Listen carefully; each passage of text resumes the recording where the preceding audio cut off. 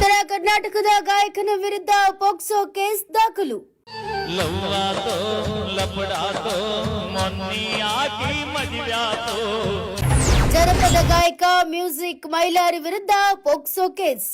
ಬನಶಂಕರಿ ಗುಡಿಯಾಗ ಮಾತ ನನಗ ಕೊಟ್ಟಿದ್ದಿ, ಸಾಯುತನಗ ಇರತೀನಿ ಗೆಳೆಯ ಗೆಳತಿ ಹೇಳಿದಿ.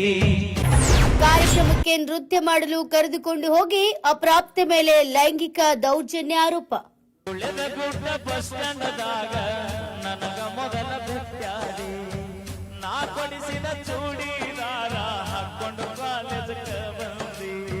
ಹೌದು, ಕಾರ್ಯಕ್ರಮವೊಂದರಲ್ಲಿ ನೃತ್ಯ ಮಾಡಲು ಕರೆದುಕೊಂಡು ಹೋಗಿ ಅಪ್ರಾಪ್ತೆ ಮೇಲೆ ಲೈಂಗಿಕ ದೌರ್ಜನ್ಯ ಎಸಗಿದ ಆರೋಪದ ಮೇಲೆ ಉತ್ತರ ಕರ್ನಾಟಕದ ಜಾನಪದ ಗಾಯಕ ಮ್ಯೂಸಿಕ್ ಮೈಲಾರಿ ವಿರುದ್ಧ ಪೋಕ್ಸೋ ಪ್ರಕರಣ ದಾಖಲಾಗಿದೆ.